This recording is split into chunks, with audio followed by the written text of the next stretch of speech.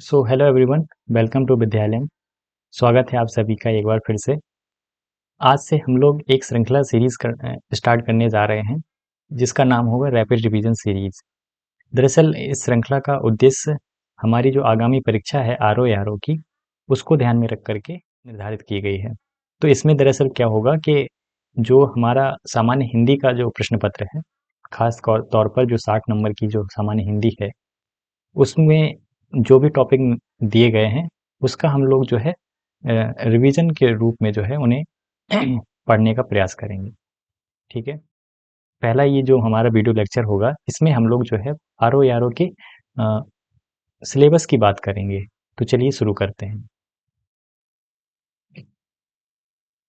तो देखिए, अगर हम बात करें सिलेबस की, तो सबसे पहले मैं आपको बता देना चाहता हूँ कि जो हमारा जो प्रीलिम्स का सिलेबस है ना, आरओ का,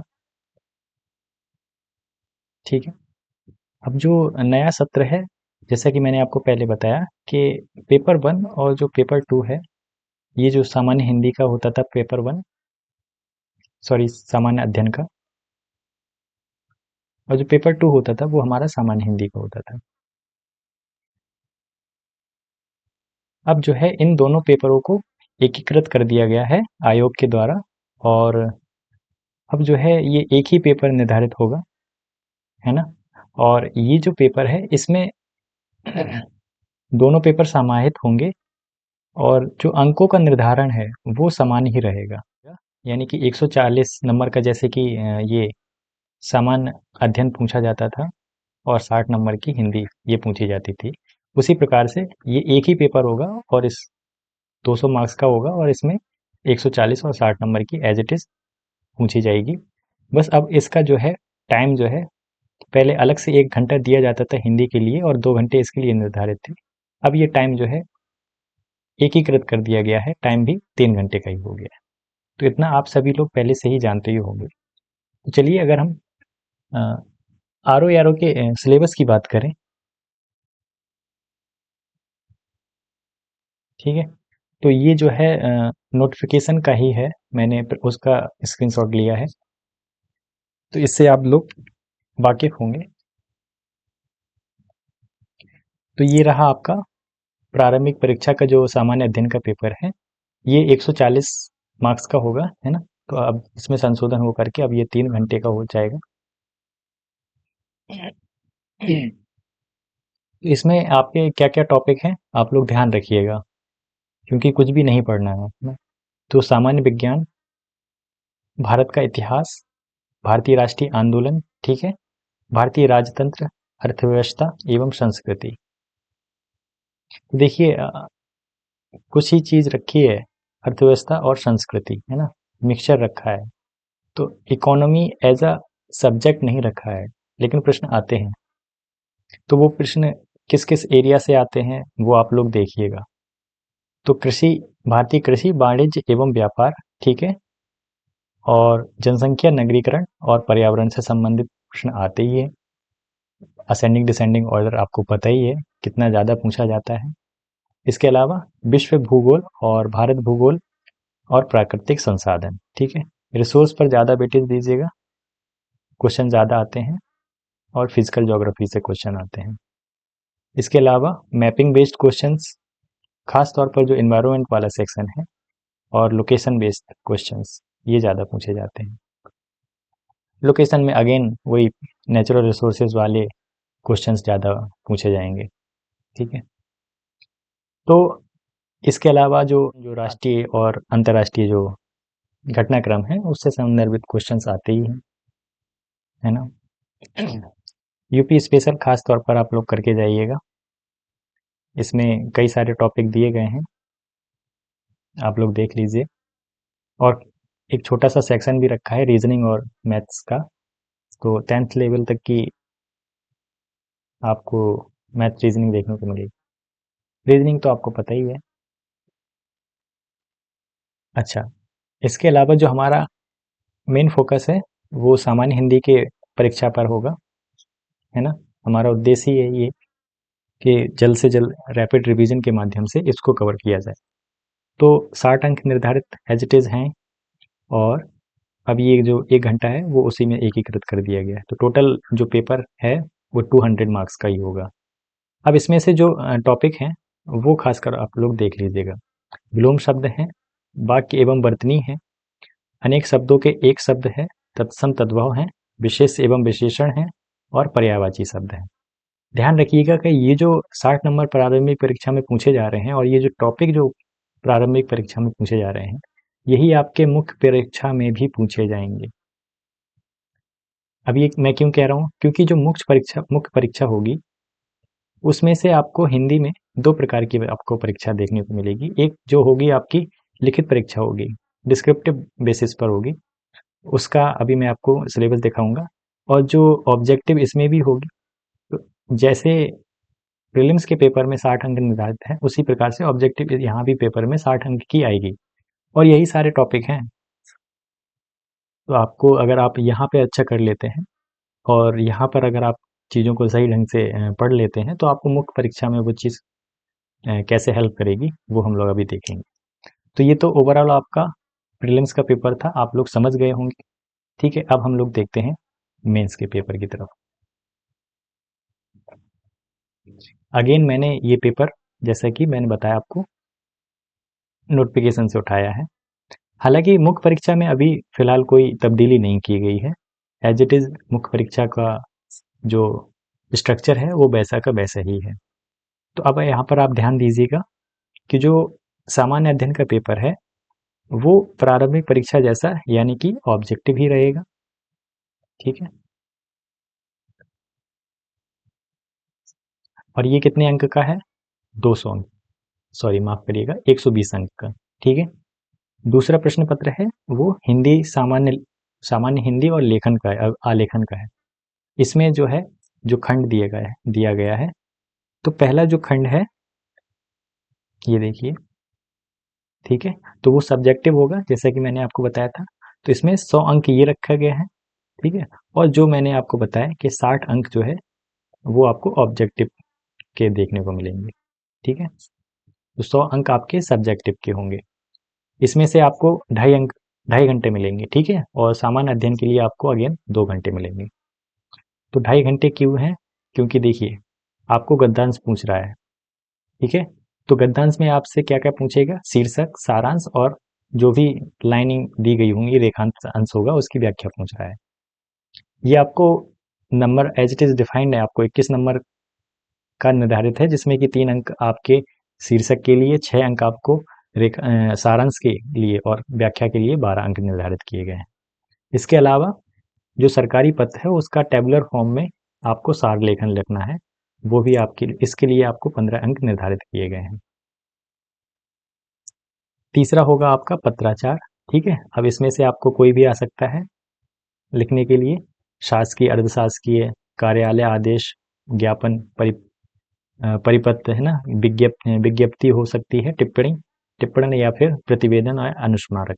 तो इसमें से आपको मुख्य तौर पर आपको परफॉर्मा लिखने को मिलेगा, लिखना होगा, माफ करिएगा। तो उसमें आपको स्ट्रक्चर लिखना होगा, ना कि पूरा का पूरा आपको विवरण लिखना होगा। तो ये आपको पत्राचार कितने अंक का है? तो 24 अंक का निर्धारित किया गया है।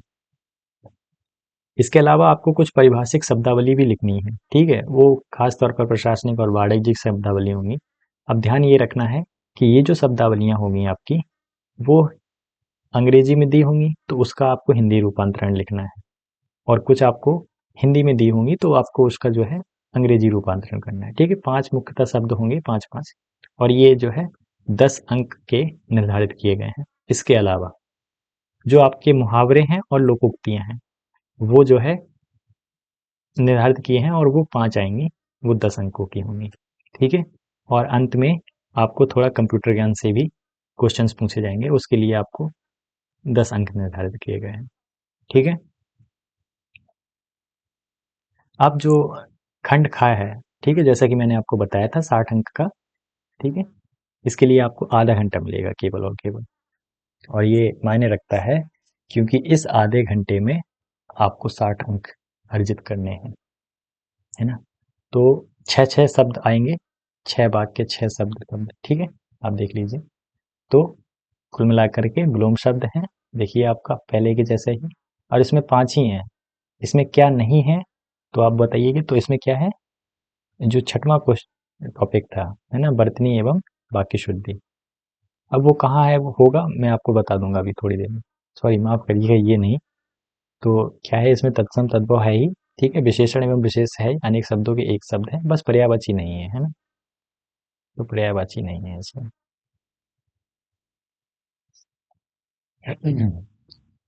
तो विलोम शब्द आपको अच्छे से करने ही है, वाक्य एवं वर्तनी भी अच्छे से करनी है, अनेक शब्दों के एक शब्द अच्छे से करने हैं, तत्सम तद्भव और विशेषण एवं विशेष, इन पर खास तौर पर जोर देना है। तो अब देखिए, जो खंड 3 होगा उसमें निबंध लेखन आपका निर्धारित किया गया है, और ये आपका 120 अंक का होगा। इसके लिए आपको 3 घंटे का समय दिया जाएगा, ठीक है। तो जो ये जो समय है, इसमें आपको 3 सेक्शन दिए जाएंगे, ठीक है। ये देखिए, का, खा और गा, ठीक है। का में आपके 3 टॉपिक होंगे, खा में आपके 3 टॉपिक होंगे, और गा में आपके 3 टॉपिक होंगे। इन 3 टॉपिक में से आपको एक एक टॉपिक जो है चुनना है, ठीक है। और 60 सॉरी 600 अंक शब्दों की शब्द सीमा है, ठीक है। और प्रत्येक जो है 40 अंक का निर्धारित किया गया है, जो ऐसे है, ठीक है। किन किन क्षेत्रों से पूछे जाएंगे, तो अमूमन सारे ही क्षेत्र जो हैं दिए गए हैं, लेकिन खास तौर पर ये निर्धारित किया दिया है कि जो पहला टॉपिक होगा वो सामाजिक क्षेत्र, राजनीतिक क्षेत्र और साहित्य एवं संस्कृति से पूछा जाएगा। दूसरा है तो विज्ञान एवं पर्यावरण, आर्थिकी एवं कृषि एवं व्यापार, ठीक है। इसके अलावा तीसरा है राष्ट्रीय एवं अंतर्राष्ट्रीय घटनाक्रम, ठीक है, प्राकृतिक आपदाएं और राष्ट्रीय विकास की योजनाएं, ठीक है। तो अब मैं आपको पूर्णांक बता दूं। तो टोटल हमारा कितने अंक का हो गया, 400 मार्क्स का पेपर हो गया, ठीक है। इसमें से मैंने आपको बताया, ये पेपर 1 के लिए ये 160 में से 100 पूछेगा हिंदी लिखित में और 60 ऑब्जेक्टिव में, 120 निर्धारित किए गए हैं ऐसे के लिए, ठीक है। तो ये आपका ओवरऑल सिलेबस हो गया। तो आई होप आप लोग सिलेबस को तो अच्छे तरीके से समझ ही गए होंगे। अब हमारी जो श्रृंखला है सामान्य हिंदी की, ठीक है, उसको हम लोग नेक्स्ट लेक्चर से स्टार्ट करेंगे, ठीक है, जिसमें कि हमें अगेन वही 6 टॉपिक पढ़ने हैं। तो मैं आपको क्रम बता देता हूँ। सिलेबस में तो दिए गए सारे टॉपिक हैं, तो मैं किस तरीके से आपको रिवीजन करवाऊंगा। तो देखिए, जो हमारा पहला टॉपिक रहेगा वो रहेगा आपका अनेक शब्दों के एक शब्द, अनेक शब्दों के लिए एक शब्द,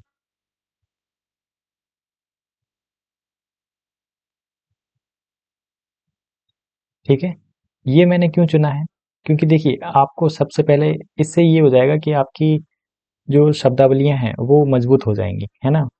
तो जो छठवां टॉपिक, जो दूसरा टॉपिक था उसमें जो वर्तनी एवं वाक्य शुद्धि, है ना, तो वर्तनी को सॉल्व करने में ये आपकी मदद कर देगा, इसलिए मैंने इसको पहले चुना, ठीक है। इसके बाद हम लोग जो है विलोम शब्द चुनेंगे। इसके अगेन हम लोग विलोम शब्द देखेंगे, क्योंकि क्या है, जब आपको कुछ शब्द अच्छे से ज्ञात हो जाएंगे तब फिर आप जो है उसके विलोम भी देख लेंगे, तो इससे आपकी वोकेबलरी तैयार हो जाएगी, है ना, एक प्रकार से। अब देखने का नज़रिया क्या रहेगा, तो मैं दरअसल क्या करूँगा, इसमें जो बुक रहेगी, ठीक है, मैं आपको पहले ही बता देता हूँ, वो पृथ्वीनाथ पांडे जी की बुक मैंने इसके लिए, इसके सारे चैप्टर्स मैंने यही लिए हैं, ठीक है। तो पृथ्वीनाथ पांडे जी की, ठीक है, और रिवीजन ही उद्देश्य रहेगा, ठीक है। और इसमें खास तौर पर वो टॉपिक आपके लिए महत्वपूर्ण होंगे, यानी कि आप लोग देखते चलिएगा, मैं आपको टिक भी या फिर बताता भी चलूँगा कि ये जो है पर्टिकुलरली किस वर्ष पूछा गया है, या फिर जो है इसे ज़्यादा तवज्जो देने की आवश्यकता है। वो ऐसा क्यों होगा? क्योंकि देखिए बहुत सारे क्वेश्चंस या बहुत सारे शब्द तो आपको पहले से ही आते होंगे, है ना? आपने इतना रिवीजन कर रखा होगा। लेकिन कुछ चीज़ ऐसी होती हैं जो हमें अक्सर हम उनको सही तरीके से नहीं पढ़ते हैं। तो आप क्या करिएगा कि जो आपको ना लगे, यानी कि जब मैं आपको यहाँ पर शब्द बता रहा हूँगा, रिवीजन करवा रहा हूँगा, तो आपको जो शब्द कठिन लगे, है ना? तो उस शब्द को आप लिखिएगा। लिख लेंगे तो आपकी एक तो बर्तनी शुद्धि में हेल्प हो जाएगी, ठीक है? और इसके अलावा आपकी नज़रों से वो क्वेश्चंस ओझल नहीं हो पाएगा, है ना? फिर आपको चाहे जितने भी, यानी कि 4 विकल्प भी दिए जाएँगे, तब भी आप जो है उसको आसानी से टिक कर लेंगे। तो ये उद्देश्य है। तो इसलिए जो है अगेन हमने विलोम शब्द में देखेंगे, और उसके अलावा अब हम लोग क्या करेंगे, तो इसमें हम लोग जो हमारे तत्सम तद्भव हैं, है ना? वो हम लोग देख लेंगे।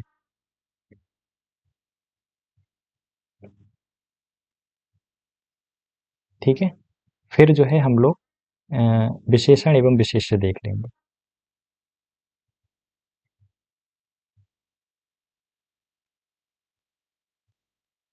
चौथा छोटा सा ही टॉपिक है, आप आसानी से कर लेंगे। विकारी शब्दों का ये जो भाग होता है, ठीक है, विशेषण।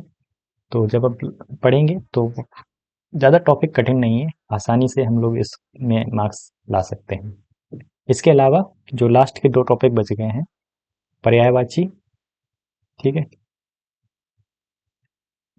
और जो वाक्य एवं वर्तनी शुद्धि है, इसको हम लोग लास्ट में देखेंगे, है ना? क्योंकि क्या है ना कि इसमें जो है आपको रूल सीखने हैं, और वो रूल्स जो है ग्रामर से रूल होंगे, व्याकरण के।